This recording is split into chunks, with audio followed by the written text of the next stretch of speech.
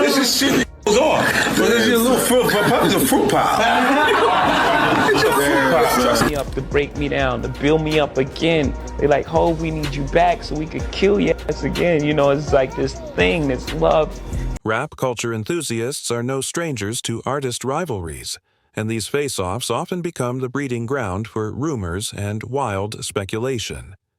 Every single move is analyzed under a microscope, and now, as tensions escalate between two of the industry's most iconic names... I want to let you tell it. No, you're no, I want you to tell it. You really are the best. You've proven it here today. As much as I'm proving it, you proving it. You proving it. Yeah, that wasn't the thing. It wasn't, people say that. He lost $50 million. No, that's not even close to what happened to this dude. And until you understand what happened to the dude, you don't understand what happened. Like, no, not they offered him $50 million and he turned it down. Who gonna turn down $50 million? Now, I've had to turn down $50 million 4 times. 4 times. Just to protect my integrity and that virgin hole I was telling you about. Right. Because P. Diddy be wanting the body. And you gotta tell him no. You got to tell him no. I did. I did. See, I got the receipts for everything I'm telling you. That's why I can say them so freely. Kid, I need to know. You here, get your number. Thank you, sir. Thanks. Jay-Z and 50 Cent, all eyes are locked on them. Things really ignited when 50 Cent fired a direct shot at Jay-Z in a recent interview. While reflecting on his own rise in the industry and emphasizing how much relationships can make or break a career, 50 boldly claimed that Jay-Z's success was less about talent and more about strategic friendships, particularly with Fa and Ba. He didn't hold back. According to him, the moment Jay-Z and Bob got together, awards started rolling in like clockwork. And, in his words, even their kids were winning Grammys without ever recording a single song. But then things took an even darker turn. Alluded to a deep and rarely discussed piece of info involving Jimmy Henchman. In an intense sit-down, a source recalled that someone close to Jimmy Henchman once went through a proffer agreement tied to a drug case, and what came out of it was explosive. Allegedly, there were 9 separate sessions where federal agents questioned Henchman. What were they asking about?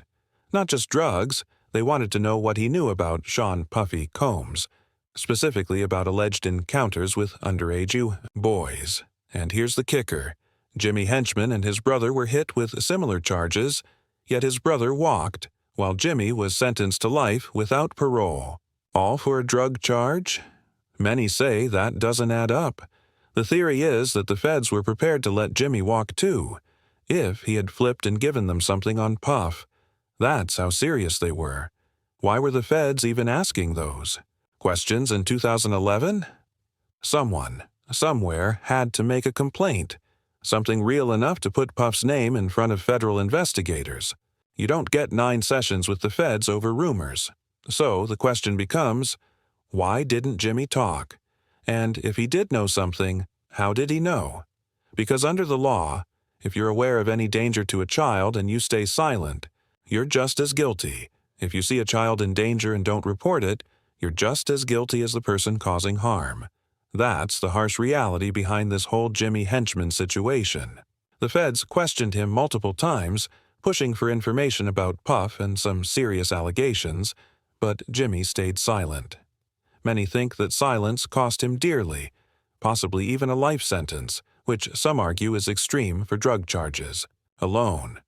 While 50 Cent's comments often get dismissed as trolling, there's clearly more to the story, a deep, personal feud between him and Jay-Z. Despite Jay-Z's massive fame, 50 has repeatedly thrown shade, even recalling a backstage moment at the American Music Awards when Jay-Z made a pointed joke at his expense. Fans have speculated for years that 50 hit a nerve, and that this ongoing battle goes beyond mere rivalry. One wild story that surfaced took place in Atlanta, where Puff was spotted shopping at an exotic bookstore. According to the source, Puff was casually grabbing items off the shelves into a brown paper bag, and when the source noticed the label on one section read "butt plugs," he couldn't resist teasing Puff about it. Puff quickly shut him down, asking if he could shop alone, But the two were close, so the teasing was friendly. At checkout, Puff didn't even bother scanning anything. He simply handed over a thick stack of cash and walked out. From there, they headed to North Carolina for a show, but that's a story for another time. When Puff got to the counter, he didn't even bother showing the cashier anything. He just handed over a thick stack of cash, and this was surprising because Puff wasn't the type to carry around 20s or 50s like that. He just said, "Boom," paid, and they walked out. After that, they had to leave Atlanta and head to North Carolina for a show. It was Puff, a rapper named Sarah, and another girl on a G5 jet. The story goes that later that day they were all together in the presidential suite when someone rang the doorbell. The guy at the door claimed he was there for his cousin, Jew, but when told Jew was busy with Puff, he insisted on coming in. Things quickly got heated. He tried to force his way in, so the narrator grabbed him and threw him against a piano. Puff and Jew rushed out, Puff clutching a towel and Jew grabbing his tie, clearly ready for a confrontation. Eventually, the tension eased when it was explained that a lot of freaky stuff was going on inside the room, so the guy left. The next day, at the concert, the same guy tried to confront the narrator, but the narrator's friend Frank had his back, reminding everyone to stay calm and not lose control. Meanwhile, setting aside the drama with 50 Cent, Jay-Z has also faced criticism for collaborating with controversial artists like R. Kelly. Some argue that Jay-Z sacrificed integrity for success, while others praise his sharp business sense and calculated moves. When asked if he ever worked with Tupac, Jay-Z said no, though he saw him shortly before Tupac passed. Tupac was known for his work on projects like Gang-Related and Poetic Justice, both highly regarded soundtracks. Around the same time, with all the back and forth between Diddy, 50 Cent, and others, rumors flew about house raids and personal drama, adding more fuel to the ongoing firestorm surrounding these music industry heavyweights. I think whatever he's going through, he's on his own journey, and God's guiding him. Honestly, I can't believe he's dumb enough to do whatever he's doing right under his own roof. The raid and all that. Only time will tell who's involved and who's been hanging around those spots. My lawyers told me every media outlet in the world wants to talk to me, but I'm not about to define myself by headlines, so I stayed quiet. Funny story, my girlfriend, Claudine Dyro, is connected to Robert Darrow's family. She gave him 3 grandkids and was married to his son, Raphael. We've separated but stayed together for a while. At one point, she ran Naomi Campbell's publicity and later handled P. Diddy's publicity during the early days of his famous White Party. When Diddy was just cleared of his indictment, he told her, "I'm a die running with these expletive. I need you to help me with the white, folks, and the switch." She helped him rebrand and cultivated a new image. They stayed friends for years, but I didn't meet him until around 2019 or 2020, when Claudine invited me to his house as the pandemic started to ease. Since then, fans have been wondering what's next for Jay-Z and 50 Cent with their feud, simmering and tensions clearly rising, partly personal, partly professional. I hadn't seen Diddy since that night on his boat, where a photo was circulated trying to make it look like I had my shoulder on him or something. That picture was taken on New Year's Eve with probably 300 people on Diddy's deck. I went from one ship to another, hung out with Tyson, then moved over to the ship with Drake, and then to Diddy's ship where he was with his videographer. He asked me, "Hey Cube, you want to hear P. Diddy's new song?" I said, "Yeah, sure," and sat down next to him. Honestly, the way they twisted that picture cracks me up because I was like, oh, I get it. They made it look exactly how they wanted it to look. If you hold a phone right and tap it, you can hear all the background noise. It's a live shot. We were just chilling, listening to music. Then I finished, took the phone, said whatever I said, and left. That's it. But this guy suing Diddy, going after money, I'm sure there's more to it. Look, I don't know what's going on in Diddy's life or what the police will uncover. Were we close? Nah, just acquaintances. Like I said, I've seen him maybe 2 or 3 times, tops. So yeah, people ask, wait, You only saw Diddy a few times? Exactly. So why would they drag me into it all of a sudden? I think it's because of the mess I've already been through with other cases. That stuff is 5 or 6 years old now, like from 2018 or 2019. That was right around when the Me Too movement kicked off. It was wild. So yeah, it'll be interesting to see what happens with Diddy, no doubt. But no, we only hung out those few times. On the other hand, 50 was with me for my 56th birthday. I think we were in Miami then. Before that, we were on a boat in St. Bart's, and then back in Miami, which is where I spend a lot of my time now. Of course, I run into 50 there, and he was promoting his champagne. I've seen Drake around Miami 100 times. He really loves that city. Yeah, 50. How big is he in the rap game? How do you feel about him? You know, it's funny. I actually got a call from 50 once. He reached out and said, "We gotta uplift our black entertainers and work together." I told him, "Great, so we'll see how that goes." I try not to put too much of my own opinion out there when it comes to rap music. I'm just like everybody else. I enjoy it. Are you following that whole Lamar and Drake situation? Nah, I just heard about it recently.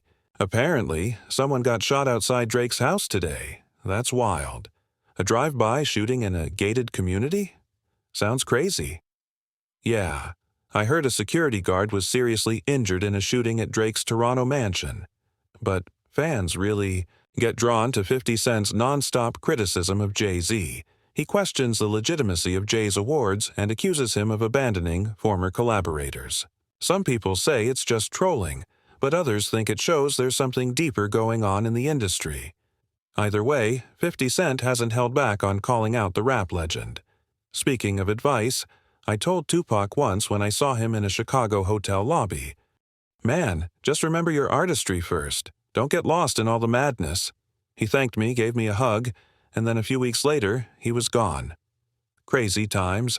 I saw Tupac twice in person. One time, he was in a convertible Rolls-Royce at a stoplight, and I was on a hockey trip. I was in Vegas playing hockey during a tournament when Tyson had his fight. I jumped out of the car and ran up to his cart. Suddenly, all 3 cars had guns pointed at me. I said, No, let's give him a good gun, man." I apologized and said, "Sorry, guys, got kind of carried away." They told me, "You're good?" That same day when the sun went down, Tupac got shot, and there were no cops around. I was involved in that whole scene. Just a few hours later, he was gone. It was crazy. And where were those undercover cops who pulled guns on me when I tried to approach Tupac sitting in that convertible? It's wild, they almost blew me away, and I'm an Academy Award winner. That was '96, and I was everywhere, feeling like the man. By the way, what did they pay you for Jerry Maguire? Was that your big payday? Nah, but it was around 600 grand at the time. The biggest paycheck I ever got was for Snow Dogs. That was a good year. I made around $13 million total that year. Made a lot of money, but honestly, that money's gone now. I've spent it all. Sure, I made some investments, but still, that cash is gone. If you like this clip and want to watch more, click right here to catch the full podcast. Rivalries in music always stir up rumors, and none is under more scrutiny than the recent clash between Jay-Z and 50 Cent. It started when 50 Cent boldly claimed in an interview that Jay-Z's rise was mostly due to connections, arguing that once Jay-Z started dating B.A., his awards piled up. What some saw as trolling reveals a deeper animosity. 50 Cent openly mocks Jay-Z's success and even recalled a backstage jab at the American Music Awards that seemed to hit a sensitive spot. Jay-Z's fallout with his former partner Dame Dash only added fuel to the fire, raising questions about loyalty and integrity. The fallout from Jay-Z's split with Dame Dash sent shockwaves through the industry, suggesting Jay-Z is willing to sacrifice personal bonds for career advancement. Critics also point to his collaborations with controversial figures like R. Kelly as proof he prioritizes gain over principles. Supporters argue that Jay-Z's multi-billionaire status and legendary career are the result of strategic partnerships and sharp business acumen, not luck. Meanwhile, 50 Cent's relentless scrutiny of Jay-Z's awards and past collaborators highlights a broader debate in the music world. Does true success come from raw talent or from leveraging powerful connections? As fans watch this feud simmer, they wonder if Jay-Z's legacy is built on genuine merit or the relationships that open doors. During a live session, I asked about a comment you made about preferring to be poor rather than Diddy rich. You explained that you'd rather have a slow, steady income than a fast dollar. Your slow nickel puts food on your table, pays your mortgage, brings you home to your family, and builds community. In contrast, being Diddy rich comes with the baggage of multiple name changes, from Puffy to Puff Daddy to Diddy to Brother Love to Love, each reinvention after tragedy or controversy like the DC incident where kids were trampled. That kind of wealth can make a person think they're something they're not, creating a false sense of greatness and distancing them from their roots. You emphasized the importance of knowing who you really are and the company you keep, preferring peace of mind and genuine love over wealth that forces you to pretend. You pointed out the absurdity of clubs changing names after shootouts, underscoring how the spectacle masks the real dangers. Even though Jay-Z has conquered charts and built a business empire, 50 Cent's relentless critiques may stem from these deeper tensions around authenticity, loyalty, and the cost of fame. 50 Cent's relentless attacks on Jay-Z may stem from his own insecurities and frustrations within the industry. By targeting Jay-Z, 50 Cent often finds himself overshadowed by artists who enjoy broader mass appeal and greater cultural influence. This rivalry has captivated fans worldwide, with 50 Cent seemingly fighting to secure his place in hip-hop's hierarchy and reassert his relevance.